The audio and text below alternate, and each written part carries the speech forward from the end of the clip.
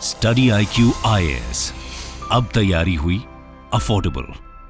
मीतीज का सिनेरियो ये हो गया था कि वो टेररिज्म और लूट मार में इन्वॉल्व हो चुके थे और उनका जो असल मोटिव था वो कंप्लीटली खत्म हो चुका था उनमें से। लेकिन अभी भी कुछ पर्टिकुलर ग्रुप्स हैं जो अभी भी बॉर्डर के पार जो आसपास वाला एरिया है बर्मा, वहां पे ऑपरेट करते हैं। मणिपुर में कुकीज हिल एरियाज में ओपियम उगाते हैं जो कि उनका मेजर सोर्स ऑफ लाइवलीहुड है। अफगानिस्तान में तालिबान की वॉर फंडिंग के पीछे जैसे एक बड़ा हाथ ओपियम की खेती का है, कुछ उसी तरह से इनका भी जो सोर्स ऑफ फंडिंग है ये ओपियम की खेती बनकर रह गया। मणिपुर की वायलेंस के पीछे का जियोपॉलिटिक्स एंगल समझते हैं। 1947 में भारत के बंटवारे के बाद जब पाकिस्तान बना तो उसके दो हिस्से थे, वेस्ट पाकिस्तान और ईस्ट पाकिस्तान, जो कि आज की डेट में जरूर बांग्लादेश, लेकिन उस वक्त वो ईस्ट पाकिस्तान। दरअसल अगर आप मणिपुर की हिस्ट्री को देखें तो ये लंबे समय से एक एथनिक कॉन्फ्लिक्ट से भरी हुई है, जहां पे दो ट्राइब्स मीतीज और कुकीज आपस में लड़ रहे हैं। लेकिन दो ट्राइबल ग्रुप्स के पास अपने ड्रोन्स, अपने RPG rockets and even they are daring to attack CM house and police stations. This is not normal. और यही बात हमें ये सोचने पे मजबूर करती है कि आखिरकार इनके पास ये हथियार आए तो आए कहां से, अपनी लड़ाई को जारी रखने के लिए इनके पास फंडिंग कहां से आ रही है, और क्या बाहरी ताकतें इंडिया के नॉर्थ ईस्ट को अभी भी डिस्टेबलाइज करने की लगातार कोशिश कर रही हैं, और अगर हाँ तो कौन है वो फॉरेन नेशंस। इंडिया का बॉर्डर स्टेट मणिपुर पिछले कई वक्त से एथनिक वायलेंस से जूझ रहा है। भड़की हुई भीड़ ने यहाँ पे बहुत सारे विलेजेस को जला दिया है, जिससे लगभग 60,000 से ज्यादा लोग अपना घर छोड़ने के लिए मजबूर हो गए हैं। दो ट्राइब्स मीतीज और कुकीज के बीच हो रहे इन क्लैशेस में अब तक 130 से ज्यादा लोगों की जान जा चुकी है। कल एक न्यूज वायरल होती है कि 900 कुकीज ने म्यांमार से भारत के मणिपुर राज्य में इन्फिल्ट्रेट करा। कभी वहां मॉब पुलिस थाने को लूट कर आर्म्स और वेपन्स चुरा लेती है, और कभी वीडियो वायरल होता है जिसमें ड्रोन अटैक्स और RPG रॉकेट्स का इस्तेमाल किया जा रहा है। और कभी एक और वीडियो लास्ट ईयर वायरल हो रहा था कि वहां पे मॉब दो औरतों का सेक्सुअल असॉल्ट कर रही है। अब इन्हीं सब चीजों की वजह से जो मणिपुर का क्राइसिस है वो ग्लोबल स्पॉटलाइट में आ गया है। दरअसल अगर आप मणिपुर की हिस्ट्री को देखें तो ये लंबे समय से एक एथनिक कॉन्फ्लिक्ट से भरी हुई है, और काफी हद तक इसका श्रेय जाता है ब्रिटिशर्स की डिवाइड एंड रूल पॉलिसी पे। उसी ने ही मणिपुर की अलग अलग कम्युनिटीज के बीच में जो धर्म और झगड़े के बीज बोए हैं, उससे आज की डेट तक मणिपुर जल रहा है। अब प्रेजेंटली ये मणिपुर की आग में एंट्री ली है एडवांस्ड वेपन्स ने, जैसे कि ड्रोन अटैक्स, RPG रॉकेट्स और M416 जैसी एडवांस्ड राइफल्स। आप जरा सोचिए कि कहने को तो ये एक ट्राइबल लोगों का एथनिक कॉन्फ्लिक्ट है, जहां पे दो ट्राइब्स मीतीज और कुकीज आपस में लड़ रहे हैं, लेकिन दो ट्राइबल ग्रुप्स के पास अपने ड्रोन्स, अपने RPG rockets and even they are daring to attack CM house and police stations. This is not normal. और यही बात हमें यह सोचने पे मजबूर करती है कि आखिरकार इनके पास ये हथियार आए तो आए कहां से, अपनी लड़ाई को जारी रखने के लिए इनके पास फंडिंग कहां से आ रही है, और क्या बाहरी ताकतें इंडिया के नॉर्थ ईस्ट को अभी भी डिस्टेबलाइज करने की लगातार कोशिश कर रही हैं, और अगर हां तो कौन है वो फॉरेन नेशंस। आखिर क्यों मणिपुर इतने वक्त से जल रहा है। आप जरा सोचिए, 2 साल से मणिपुर जल रहा है, मणिपुर जल रहा है, हम सब सुन रहे हैं। आखिर क्यों world second largest standing army वाली कंट्री इंडिया, जिसके पास बेहतरीन one of the finest in their craft वाली काउंटर इंसर्जेंसी फोर्सेस जैसे कि राष्ट्रीय राइफल्स RR, वो आखिर क्यों अभी तक इस वायलेंस को कंट्रोल नहीं कर पाई। क्या है मणिपुर के ट्राइब्स की हिस्ट्री, किसका हक है मणिपुर के ऊपर, और आखिर कैसे बुझेगी ये मणिपुर की आग। इन सब क्वेश्चंस का जवाब जानेंगे आज की इस वीडियो में। Geography and demography. तो वायलेंस की दुनिया में उसे सुलझाने के लिए उसको समझना बहुत जरूरी है, और किसी भी मुद्दे को समझने के लिए हमें उस जगह की ज्योग्राफी, हिस्ट्री और डेमोग्राफी को देखना पड़ता है, ताकि हमें इस सारी प्रॉब्लम का एक सही कंटेक्स्ट मिल सके। सबसे पहले अगर हम मणिपुर की ज्योग्राफी की बात करें तो ये भारत की एक बॉर्डर स्टेट है जो म्यांमार कंट्री के साथ अपना बॉर्डर शेयर करती है। इसके बाद अगर मणिपुर के अंदर चलें तो इसका स्ट्रक्चर एक बाउल शेप में है, यानी आप समझ लो कि एक छोटा सा कटोरा है जिसके चारों तरफ पहाड़ियां हैं। अब जो ये स्ट्रक्चर है उसमें एक कटोरे वाला जो प्लेन एरिया है उसको इम्फाल वैली रीजन कहते हैं, और ये मणिपुर का सिर्फ 10% हिस्सा है, और बाकी मणिपुर का जो 90% एरिया है वो पहाड़ियों वाला एरिया है। और जो ये पहाड़ियां हैं वो इम्फाल वैली रीजन को हर तरफ चारों ओर से घेरे हुए हैं। और प्राचीन काल में मणिपुर की जो मेजॉरिटी पॉपुलेशन है, वो जो हमने पहाड़ियां देखी जो आसपास सराउंड कर रही हैं, इन्हीं में बसती थी। तो दरअसल 2000 साल पहले जो ये इम्फाल वैली वाला रीजन है ये भी पानी से भरा हुआ था, यानी कि ये पानी के नीचे हुआ करता था। तो जैसे ही धीरे धीरे यहां पे पानी कम होने लगा और ये एरिया काफी हद तक सूख गया, तो वही मणिपुर के हिल्स में रहने वाले लोग पहाड़ियों से उतरकर इस इंफाल वैली वाले रीजन में माइग्रेट होने लगे। अब इंफाल वैली का पहला हिस्सा जहां सूखापन आया और माइग्रेशन हुई, उस जगह को आज की डेट में कांगला कहा जाता है। और आज की डेट में ये इंफाल सिटी, जो कि मणिपुर की कैपिटल है, उसके एग्जैक्टली बीचों बीच बसा हुआ है। अब कांगला का मतलब पुरानी मीती भाषा में होता है the prominent part of the dry land. और यहां पे कांगला फोर्ट के नाम से एक फेमस, एक बड़ा किला है, जो कम से कम वही 2000 साल पुराना है जब से माइग्रेशन शुरू हुई थी। पहले यहां इसके बीच में से इंफाल नदी भी जाती थी, लेकिन अब इसका सिर्फ वेस्टर्न हिस्सा रिमेनिंग है, बाकी वाला सारे का सारा वो समय के साथ डिस्ट्रॉय हो चुका है। तो उसी वक्त की इस माइग्रेशन से वहां के लोगों के बीच में एक डिवीजन बना, जिसको हिस्टोरियंस की नजर में हिल पीपल और वैली पीपल के नजरिए से देखा जाता है। अब अगला पर्सपेक्टिव में बात करते हैं मणिपुर की डेमोग्राफी के बारे में, यानी इस झगड़े में इन्वॉल्व और वहां पे बस रहे लोगों की कंपोजिशन के बारे में जानते हैं। तो दोस्तों, मणिपुर में बहुत सारे वर्ग रहते हैं, लेकिन वहां 3 सबसे डोमिनेंट ग्रुप्स हैं। सबसे पहले जो मणिपुर के लिए इंपॉर्टेंट है वो है मीतीस। अब मीती लोगों का इतिहास देखें तो ये इंफाल वैली वाला रीजन, जो बीच वाला रीजन है, उसमें बसने वाले लोग हैं। इनकी आस्था की बात करें तो ये वैष्णव कल्ट को मानते हैं और ये प्राचीन काल से लेकर आज तक हिंदू लोग हैं। ये सनातन धर्म में विश्वास रखते हैं और सनातन धर्म की सारी प्रथा और मान्यताओं को स्वीकार करके उसका पालन करते हैं। अगर इस कम्युनिटीज के नंबर को देखें तो नंबर्स के आधार पर ये मणिपुर की 51% पॉपुलेशन का हिस्सा है, जिसकी वजह से ये पॉलिटिकल बहुत एक्टिव है। अब 1990 के दशक से लेकर आज तक मणिपुर के जितने भी सीएम रहे हैं वो सब के सब मीती हैं। अब इनको जानने के बाद जो दूसरा इंपॉर्टेंट ग्रुप है इस लड़ाई का, इस वायलेंस का, वो है कुकीज। ये लोग रिलीजन के आधार पर क्रिश्चियंस हैं और मेजरली उस पहाड़ी वाले रीजन में रहते हैं जो इंफाल वैली को चारों ओर से सराउंड करे हुए हैं। और इनका भी मणिपुर में इस वायलेंस जो हो रही है प्रेजेंटली, उसमें काफी इंपॉर्टेंट रोल है। पॉलिटिकली अगर हम इनकी बात करें तो पॉलिटिकली इनका मणिपुर की पॉलिटिक्स में मीतीज जितना रिप्रेजेंटेशन तो नहीं है, लेकिन एसटी स्टेटस होने की वजह से इनको मणिपुर के पहाड़ी इलाकों में काफी एक्सक्लूसिव राइट्स मिलते हैं। अब इनके बाद जो तीसरा इंपॉर्टेंट ग्रुप है इस लड़ाई का, वो है नागाज। यहां आपको जान के आश्चर्य होगा कि बात तो मणिपुर की हो रही है, लेकिन नागाज का जिक्र कैसे आ गया। लेकिन मैं आपको बता दूं कि नागालैंड की स्टेट मणिपुर के बिल्कुल नॉर्थ में है और मणिपुर के साथ बॉर्डर भी शेयर करती है। और नागाज सिर्फ नागालैंड तक सीमित नहीं है, आज के टाइम में नागाज नॉर्थ ईस्ट के दूसरे इलाकों में भी बसते हैं। इसी वजह से हम अक्सर न्यूज में सुनते हैं ग्रेटर नागालैंड की डिमांड, जो चाहता है कि नॉर्थ ईस्ट के जिस जिस इलाके में नागाज बसते हैं सभी इलाकों को एक साथ जोड़ दिया जाए और एक बड़ा नागालैंड बनाया जाए। इन सब चीजों को समझने के बाद हम चलते हैं प्रेजेंट सिचुएशन पे। प्रेजेंट सिचुएशन, चलिए अभी हिस्ट्री, ज्योग्राफी और मणिपुर को समझने के बाद प्रेजेंट सिचुएशन को समझते हैं। तो मीतीज ने काफी समय से एसटी स्टेटस की मांग करी थी ताकि उन्हें नागाज और कुकीज की तरह बाकी सब अधिकार मिल सके। तो 2023 की शुरुआत में मणिपुर हाईकोर्ट की इसमें इंटरवेंशन होती है और मणिपुर हाईकोर्ट कहता है कि मीतीज की इस एसटी स्टेटस वाली डिमांड को सीरियसली लेना चाहिए और तभी से सरकार और बाकी दलों को इसके ऊपर विचार करने का रिकमेंडेशन भी देता है।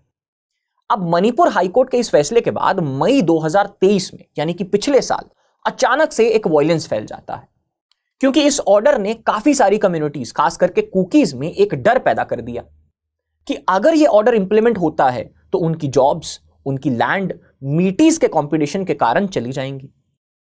अब कुकीज को यह भी डर है कि मीटीज हिल्स में लैंड खरीद लेंगे उसके बाद, जहां पे अब तक उनकी सिर्फ एक्सक्लूसिव राइट्स थी। तो अभी 3 मई 2023 यानी कि पिछले साल की 3 मई को चूरा चांदपुर नाम के एक शहर में, जो कि मीतीज एरिया है, वहां पर हाईकोर्ट की रिकमेंडेशन के बाद मीतीज का अपने एसटी स्टेटस की डिमांड के लिए एक पीसफुल मार्च करने का प्लान बनता है। वो मार्च लेकिन पीसफुल होने की बजाय वायलेंस में तब्दील हो जाता है।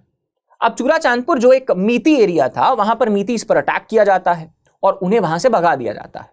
इसी तरह से एक और शहर का एग्जाम्पल भी है जिसका नाम है मोरे, जो कि इंडिया और बर्मा के बॉर्डर पर एक क्रिटिकल सिटी है। वहां भी मीतीज को एथनिक क्लिंजिंग के जरिए हटा दिया गया है और अब वो पूरी सिटी कुकीज के कंट्रोल में है। लेकिन यहां पे सवाल ये उठता है कि इन दोनों ग्रुप्स को आखिरकार एक दूसरे से प्रॉब्लम क्या है? और इस प्रॉब्लम को समझने के लिए हमें इसके पीछे की एक इंपॉर्टेंट कहानी को जानना होगा। तो बहुत वक्त से जियोपॉलिटिकल कारणों के चलते हुए ब्रिटेन, अमेरिका और चाइना ने ईस्ट पाकिस्तान की टेरिटरी, जो कि प्रेजेंटली बांग्लादेश है, लेकिन 1947 से लेकर 71 तक वो ईस्ट पाकिस्तान था, तो उन्होंने उसका इस्तेमाल करके यहां की जो भी कम्युनिटीज की हमने बात ऊपर करी, उनके बीच में फूट डलवाने की कोशिश करी और उनके बीच में फूट डलवा के इस एरिया को डिस्टेबलाइज करना चाहा। अब इसी वजह से जब दो कम्युनिटीज कुकीज और नागाज बाहरी ताकतों के इन्फ्लुएंस में आ गई और उन्होंने मीतीज के खिलाफ और इंडियन गवर्नमेंट के खिलाफ लड़ना शुरू कर दिया, तो इससे यह प्रेजेंट वायलेंस और बढ़ गई। अब भारतीय गवर्नमेंट और बाहरी ताकतों का रोल नेक्स्ट चैप्टर में डिटेल में देखेंगे, लेकिन इस चैप्टर के लिए आपको लेकर चलता हूं मैं साल 2008 में। तो 2008 में एक इंपॉर्टेंट घटना घटी जिसे सस्पेंशन ऑफ ऑपरेशंस अग्रीमेंट कहते हैं। उस समय भारत सरकार, जिसे प्रधानमंत्री मनमोहन सिंह जी लीड कर रहे थे, उन्होंने कुकी इंसर्जेंट ग्रुप्स जो कि भारत की गवर्नमेंट के खिलाफ लड़ रहे थे, उनके साथ समझौता करने के लिए एक अग्रीमेंट करा। इस अग्रीमेंट के तहत कुकी इंसर्जेंट ग्रुप्स को अपने हथियार रखने की परमिशन दी गई, उनको अपने कैंप्स, उनके वेपन्स और यूनिफॉर्म्स को मेंटेन करने की छूट भी मिली, और साथ ही हर एक कुकी इंसर्जेंट को महीने का 6,000 रुपए स्टाइपेंड भी दिया गया। और रिटर्न में उनसे एक बात मांगी गई कि भाई कुकीज, आप अभी भारत सरकार के खिलाफ ना लड़ाई लड़ने का हमसे प्रॉमिस करोगे। लेकिन प्रॉब्लम की बात यह थी कि यह अग्रीमेंट सरकार ने सिर्फ कुकी ग्रुप्स के साथ ही करा और लेटर ऑन इसे नागास के साथ भी सिमिलर अरेंजमेंट कर लिया। लेकिन मीतीज इंसर्जेंट ग्रुप्स को उसी समय इस अग्रीमेंट के दौरान कंप्लीटली डिसआर्म कर दिया गया। और दरअसल इंटरनली भी अगर हम उस वक्त की जो मीती इंसर्जेंट ग्रुप्स है उनकी हिस्ट्री देखें, तो मीतीज का सिनेरियो अब यह हो गया था कि वो टेररिज्म और लूट मार में इन्वॉल्व हो चुके थे और उनका जो असल मोटिव था वो कंप्लीटली खत्म हो चुका था। उनमें से लेकिन अभी भी कुछ पर्टिकुलर ग्रुप्स हैं जो मीती इंसर्जेंट ग्रुप्स हैं और वो अभी भी बॉर्डर के पार जो आसपास वाला एरिया है बर्मा, है ना, वहां पे ऑपरेट करते हैं। लेकिन प्रैक्टिकली अगर आज भी हम उसको समझें तो उन्हें ग्राउंड रियलिटी में मीती पब्लिक से कोई सपोर्ट नहीं मिलता। तो फिर इसका जो अग्रीमेंट हुआ, तो 2008 के सस्पेंशन ऑफ ऑपरेशंस अग्रीमेंट के बाद जब मीतीज डिसआर्म्ड थे, वहीं जो कुकीज थे जिनको सोफिस्टिकेटेड वेपन्स रखने और आर्म्ड कैंप्स मेंटेन करने की छूट मिली थी, उन्होंने इंफाल वैली को चारों तरफ से सराउंड करना शुरू कर दिया। आज अगर आप मणिपुर के मैप को देखें तो कुकी इंसर्जेंट ग्रुप के जो कैंप्स हैं वो इंफाल वैली को चारों तरफ से घेरे हुए हैं। जैसे चाइना का भारत के खिलाफ वो स्ट्रिंग ऑफ पर्ल्स थ्योरी है ना, बिल्कुल वैसे। लेकिन इस अग्रीमेंट को इसके बाद सप्लीमेंट करा आईबी के कुछ ऑपरेशंस ने, जिन्हें हम अगले चैप्टर में देखते हैं। तो इन सब की बदौलत काफी वक्त के बाद मणिपुर में शांति भी हमें देखने को मिली। इंफाल और कुछ दूसरे एरिया से जो आफ्सपा था वो हटा दिया गया और पुराने कर्फ्यूज वाले एरियाज में जहां पे लगा हुआ था उसको लिफ्ट भी कर दिया गया।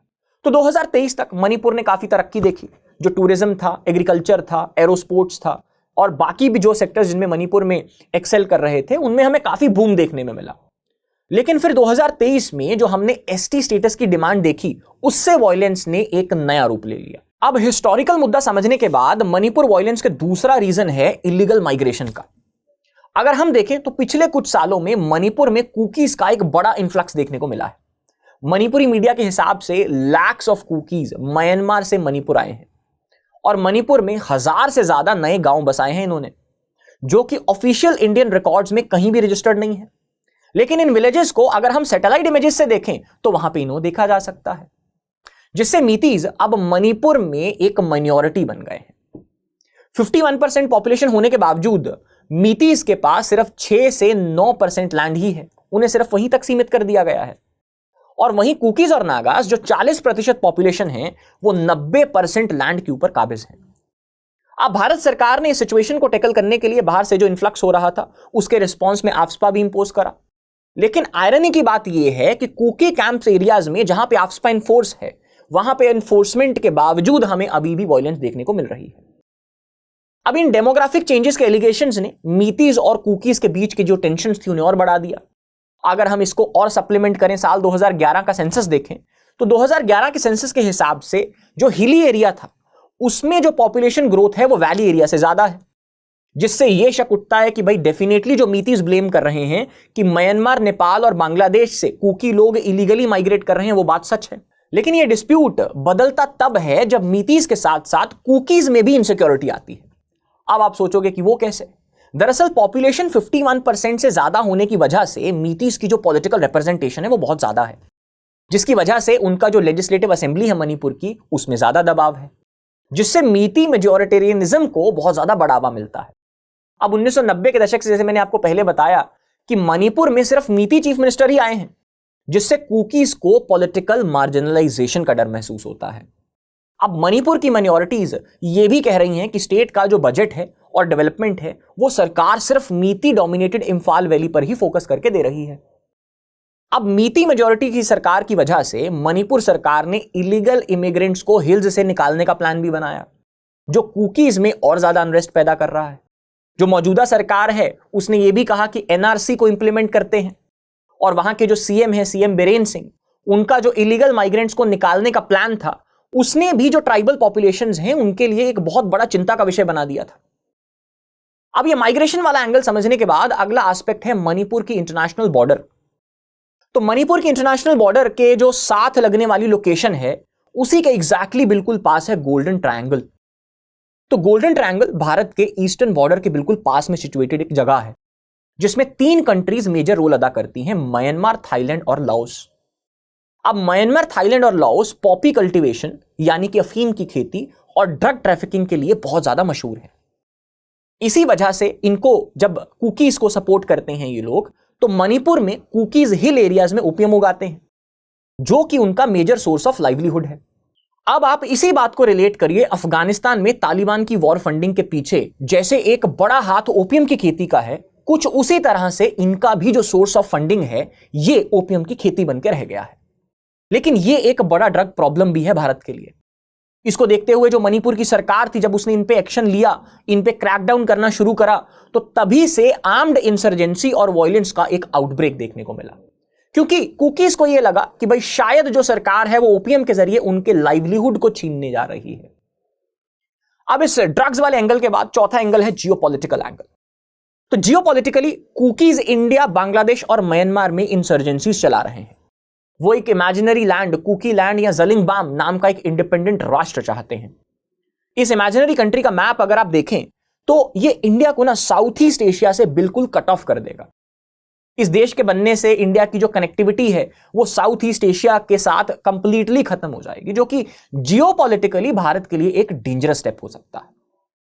अब इसके बाद अगला एंगल आता है फॉरेन कंट्रीज का। आखिर कोई भी वॉर हो वो बिना इकोनॉमी के तो नहीं चल सकती। तो फिर सवाल यह उठता है कि इस कुकी इंसर्जेंसी के पीछे कौन फंडिंग दे रहा है? इतने ऑर्गेनाइज्ड और वेल फंडेड और सोफिस्टिकेटेड वेपन्स इन्हें मिल कहां से रहे हैं, जिनमें ड्रोन्स और आरपीजी रॉकेट लॉन्चर्स जैसी आइटम्स हैं? एक्चुअली इनमें से अगर हम एनालाइज करके देखें, एक्सपर्ट्स की बात देखें, तो कुछ हथियार तो चाइना के थ्रू आ रहे हो सकते हैं, लेकिन इसके पीछे जरूर कोई ना कोई बड़ा ऑर्गेनाइजिंग फोर्स है। एक्सपर्ट्स इस ऑर्गेनाइजिंग फोर्स के पीछे चर्च के इन्वॉल्वमेंट का भी अनुमान लगा रहे हैं। उसके पीछे का कारण है क्योंकि क्यूकीज जो हैं वो क्रिश्चियंस हैं और चर्च एक पॉलिटिकल ऑर्गेनाइजेशन भी है। अब इस सारे जियोपॉलिटिकल एंगल को समझते हैं इस चैप्टर में, द जियोपॉलिटिकल सर्कस। अब इस चैप्टर में मणिपुर की वायलेंस के पीछे का जियोपॉलिटिक्स एंगल समझते हैं। तो दोस्तों 1947 में भारत के बंटवारे के बाद जब पाकिस्तान बना तो उसके 2 हिस्से थे, वेस्ट पाकिस्तान और ईस्ट पाकिस्तान, जो कि आज की डेट में जरूर बांग्लादेश है, लेकिन उस वक्त वो ईस्ट पाकिस्तान था। तो उस वक्त पाकिस्तान ने भारत के ऊपर डबल अटैक किया। वेस्ट पाकिस्तान की तरफ से पहले कश्मीर पे कबाइलियों ने हमला करा, फिर 1965 का वॉर हुआ, और दूसरी तरफ से अमेरिका, ब्रिटेन, चाइना के साथ मिलकर ईस्ट पाकिस्तान की टेरिटरी का इस्तेमाल करते हुए नॉर्थ ईस्ट को डिस्टेबलाइज करना शुरू करा। यह कहना गलत नहीं होगा कि 1947 से लेकर 1971 तक, जब तक ईस्ट पाकिस्तान था और जब तक वो बांग्लादेश में कन्वर्ट नहीं हुआ था, उसका एक ही पर्पस था, पाकिस्तान, चाइना, अमेरिका और ब्रिटेन का साथ में मिलकर भारत के नॉर्थ ईस्ट को डिस्टेबलाइज करना। लेकिन इन सब पार्टियों में भी पाकिस्तान तो एक प्यादा था। नॉर्थ ईस्ट को डिस्टेबलाइज करने का सबसे बड़ा ऑब्जेक्टिव ब्रिटिशर्स का था, क्योंकि जब इंडिया ब्रिटिश कॉलोनी था ना, तो ब्रिटिशर्स का प्लान था कि नॉर्थ ईस्ट में चाय की खेती और असम जैसी जगह में तेल का एक्सप्लोरेशन करें, जहां आज भी एशिया की सबसे पुरानी ऑयल वेल दिग्बोई है। लेकिन जब उन्होंने ये ऑब्जर्व करा कि नॉर्थ ईस्ट के ज्यादा लोग ट्राइबल कम्युनिटीज हैं, तो उन्होंने ये प्लान बनाया कि नॉर्थ ईस्ट के ट्राइबल्स को क्रिश्चियनिटी में कन्वर्ट कर दिया जाए। उस समय से एक बड़ी मुहिम की शुरुआत होती है, जिसमें नॉर्थ ईस्ट में क्रिश्चियनिटी का प्रमोशन करा जाता है ताकि पॉपुलेशन को कन्वर्ट करके वहां पे अभी कब्जा करें, क्योंकि वैसे तो हम चले गए हैं। इस सब के चलते हुए 1964 में एक इंपॉर्टेंट इंसिडेंट हुआ जिसमें यूनाइटेड नेशनल लिबरेशन फ्रंट यानी कि UNLF का गठन मणिपुर के लिए किया गया। चाइना, जो कि उस वक्त के ऊपर एक कम्युनिस्ट ब्लॉक का मेंबर था, उसका ऑब्जेक्टिव यह था कि ईस्ट पाकिस्तान की टेरिटरी का इस्तेमाल करके मणिपुर को टारगेट किया जाए और अरम्बाम समरेंद्र सिंह के सपोर्ट के साथ UNLF के जरिए मणिपुर को एक सोशलिस्ट और इंडिपेंडेंट राज्य बनाया जाए। अब इसी इंसिडेंट की आग में जो घी डालने वाला काम करती है वो करती है इंडियन गवर्नमेंट। अब इंडियन गवर्नमेंट की जो नॉर्थ ईस्ट के लिए जो डेवलपमेंट स्ट्रैटेजी है या नॉर्थ ईस्ट के डेवलपमेंट के प्रति जो नेग्लिजेंस है और मीतीज, नागाज और कुकीज के लिए ग्रोथ अपॉर्चुनिटीज की कमी है, वो सब इस चीज में आग में घी डालने का काम करती है। तो इन सब चीजों ने जो रीजन के युवा थे उनको एलियनेट कर दिया। दरअसल आजादी के बाद अगर हम मणिपुर को देखें तो मणिपुर एक यूनियन टेरिटरी बनाया गया था। अब यूटी की वजह से जो सरकार का कंट्रोल है वो कंप्लीटली दिल्ली में था, जो कि मणिपुर से 2500 किलोमीटर की दूरी पे है, और मणिपुर के वासियों को उनकी कोई भी मांगी हुई डिमांड नहीं मिली। और साथ ही इसके बीच भारतीय सरकार थी, उसने 1960 के दौरान एक एक्ट पास करा जिसका नाम था मणिपुर लैंड रिफॉर्म्स एक्ट। अब इस एक्ट के अकॉर्डिंग मीती लोगों पर तो रिस्ट्रिक्शंस लगा दी गई कि भाई वो जो इंफाल वैली रीजन में रह रहे थे वो पहाड़ी एरिया में जमीन नहीं खरीद सकते, लेकिन कुकीज और नागाज को प्लेन्स में जमीन खरीदने की छूट दे दी गई। अब जैसे ही एक्ट पास हुआ, इसका फायदा उठाया ब्रिटिशर्स ने। ब्रिटिशर्स ने क्रिश्चियन कम्युनिटीज को पैसा देना शुरू करा ताकि वो प्लेन्स में और ज्यादा जमीन खरीद सकें और वहां पर भी वो क्रिश्चियनिटी को उनके जरिए और स्प्रेड कर सके, और काफी हद तक ये सक्सेसफुल भी हुए। अब अगला एक रीजन है कम्युनिस्ट आइडियोलॉजी का। एक्चुअली 1960s और 70s के दौरान अगर हम देखें तो भारत में कम्युनिस्ट आइडियोलॉजी को रोमांटिसाइज करा जा रहा था। इसी के बीच एक व्यक्ति थे ओइनम सुधीर कुमार। तो ओइनम सुधीर कुमार की लीडरशिप में मणिपुर यूथ लीग जैसी ऑर्गेनाइजेशंस का एस्टेब्लिशमेंट होता है, जो यूनिवर्सिटीज और कॉलेजेस में जाके स्टूडेंट्स को कम्युनिस्ट आइडिया से इंस्पायर करते हैं। लेकिन जब ये सब पार्टीज, ये जो मणिपुर लीग वाले हैं और ऊपर UNLF वाले हैं, ये साथ में आने लगे, इनके बीच में एक रिफ्ट तब आई जब UNLF के जो फाउंडर थे अरम्बाम समरेंद्र सिंह, है ना, उन्होंने डिसाइड करा कि मणिपुर में सोशलिज्म लाने के लिए एक रेवोल्यूशन की जरूरत है। इस पे दूसरी पार्टी भी अग्री कर गई। हालांकि दोनों पार्टीज की सहमति के बावजूद इनके दोनों के बीच में रिफ्ट तब आता है जब इन्होंने प्लान करा कि ये रेवोल्यूशन की शुरुआत कब और कैसे करी जाएगी। लेकिन यहीं पे हमारी गवर्नमेंट और इंटेलिजेंस एजेंसीज को सिचुएशन काम डाउन करने के लिए एक मौका मिलता है। अब उस वक्त इंडिया की जो IB थी वो Manipur youth league and UNLF दोनों को क्लोजली मॉनिटर कर रही थी। अब 1968 तक जब IB ने जो अपने समरेंद्र सिंह हैं और ओइनम सुधीर कुमार, उनके बीच के डिफरेंसेस को देखा तो उन्होंने UNLF में एक स्प्लिट इंजीनियर करने की कोशिश करी। इस स्प्लिट के कारण जो समरेंद्र सिंह थे UNLF से वो अलग हो गए और ओइनम सुधीर कुमार ने UNLF के अंडर एक नई ऑर्गेनाइजेशन बनाई जिसका नाम रखा रेवोल्यूशनरी गवर्नमेंट ऑफ मणिपुर। अब ये रेवोल्यूशनरी गवर्नमेंट ऑफ मणिपुर का एम था मणिपुर में सोशलिज्म को एस्टैब्लिश करना। लेकिन उस स्प्लिट के बाद ना 1969 में ओइनम सुधीर कुमार ईस्ट पाकिस्तान, क्योंकि जो बांग्लादेश बनेगा वो 1971 में बनेगा, 2 साल पहले की बात हो रही है, और वो वहां फिर 2 साल के लिए चला गया। इसी के दौरान एक और हैरानी की बात अगर मैं आपको बताऊं तो 1971 में भारत और पाकिस्तान के बीच जो युद्ध के दौरान ओइनम सुधीर कुमार और उनका जो रेवोल्यूशनरी गवर्नमेंट ऑफ मणिपुर के कैडर्स थे जो UNLF का ही हिस्सा थे, उन्होंने पाकिस्तान को सपोर्ट करा और वो ये सब लोग भारत के खिलाफ लड़ रहे थे। लेकिन जब फिर 1971 में फाइनली भारत की सपोर्ट से बांग्लादेश बना तो पूरे का पूरा UNLF कैडर तुरंत वहां से शिफ्ट होकर म्यांमार भाग गया। उस वक्त ओइनम सुधीर कुमार का एक इंपॉर्टेंट साथी और भी हुआ करता था जिसका नाम था विश्वेश्वर सिंह। अब विश्वेश्वर सिंह को चाइना ने तिब्बत के लहासा में बुलाया और वहां उसे कम्युनिज्म प्रमोट करने की ट्रेनिंग दी। तभी फाइनली इसके बैकग्राउंड में जो बांग्लादेश था वो बन गया और ओइनम सुधीर कुमार बांग्लादेश बनने के बाद म्यांमार में चला गया और वो वहीं रहा।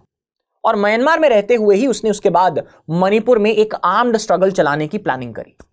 जब IB ने यह चीज देखी तो उन्होंने ओइनम सुधीर कुमार को म्यांमार में और विश्वेश्वर सिंह को मणिपुर में टारगेट करना शुरू कर दिया। अब टारगेट करते दौरान लगभग 1990s तक IB ने सक्सेसफुली UNLF वाले अरम्बाम समरेंद्र सिंह को पुलिस एनकाउंटर में एलिमिनेट कर दिया, जिससे UNLF की जो लीडरशिप थी अब वो ओइनम सुधीर कुमार के पास म्यांमार में चली गई और वो विश्वेश्वर सिंह जो मणिपुर में था उसके जरिए सब कुछ कोऑर्डिनेट करने लगा। लेकिन कुछ ही वक्त में जो विश्वेश्वर था, जो मणिपुर यूथ लीग के चेयरपर्सन भी बन गए थे अब तक, उसको आईबी अरेस्ट कर लेती है। और अरेस्ट करने के बाद फिर कुछ सालों में आईबी द्वारा उनको डीरेडिकलाइज भी किया जाता है। तो यहां तक तो भारत 2 बंदों को, जो उनका मसला चल रहा था, उसको हल कर लेता है। लेकिन इन सब के बीच भी जो ओइनाम सुधीर कुमार है, जो म्यांमार में छुपा रहा, तो उसका हल आईबी ने डिफरेंट तरीके से निकाला। तो उसका हल निकालने के लिए आईबी ने क्या करा, उसको न्यूट्रलाइज नहीं करा, बल्कि उसकी ऑन ग्राउंड एब्सेंस का फायदा मणिपुर में उठाते हुए उसके इन्फ्लुएंस को उसके पीछे से न्यूट्रलाइज कर दिया। अब इसी बीच 2010-11 के दौर में एक और यूएनएलएफ लीडर भी थे, जिनका नाम था राजकुमार मेघन। अब आईबी ने इन पर भी प्रेशर डाला, लेकिन वो मणिपुर में रेजिस्टेंस छोड़ नहीं रहे थे। आईबी ने बहुत रिक्वेस्ट करी, लेकिन जब मेघन ने शुरुआत में रेजिस्टेंस करी तो आईबी ने उनके खिलाफ एक स्ट्रैटेजी चलाई, जिसको बोला जाता है लो इंटेंसिटी ब्लीडिंग स्ट्रैटेजी, जिसमें उसने आईबी ने धीरे धीरे मेघन को इतना थका दिया कि आखिरकार उसने 2023 में पीस डील साइन कर ही ली। तो 2023 तक जो मैं आपको बार बार बता रहा था, इस तरह से हम पीसफुल सिचुएशन पे पहुंचे थे। लेकिन अब प्रेजेंटली फिर से यही सब देश इस वॉयलेंस में पैसे और हथियारों की फंडिंग करके सिचुएशन को और ज्यादा डिस्टॉर्ट कर रहे हैं। बट सवाल यह उठता है कि इस बार क्यों 2 साल से सब एजेंसियां और भारतीय गवर्नमेंट नाकाम हो रही है? आखिर कहां है लूप होल्स? तो चलिए जानते हैं इस चैप्टर में, where are the loopholes. सबसे ज्यादा कंसर्न यह है कि गवर्नमेंट, चाहे वो दिल्ली में हो चाहे फिर वो इम्फाल में हो, उन्होंने प्रेजेंट वॉयलेंस को रोकने के लिए एक टाइमली एक्शन नहीं लिया। लास्ट ईयर भी 2 कुकी औरतों के गैंगरेप का कंप्लेंट तुरंत फाइल कर दिया गया था, लेकिन पुलिस ने 78 दिन लगा दिए उस एक्यूज को अरेस्ट करने में। सेंट्रल गवर्नमेंट का रिस्पॉन्स भी उतना स्ट्रांग नहीं था, वो भी मणिपुर के क्राइसिस पर इस बार महीनों तक चुप रही। फिर chief justice of India DY Chandrachud और सुप्रीम कोर्ट की इंटरवेंशन के बाद ही सेंट्रल गवर्नमेंट हमें कुछ हल्की सी स्टेटमेंट देती हुई दिखाई देती है। अब इस प्रेजेंट वॉयलेंस ने कुकी मीती डिवाइड को और पक्का कर दिया है, जिससे हील होने में बहुत टाइम लग जाएगा।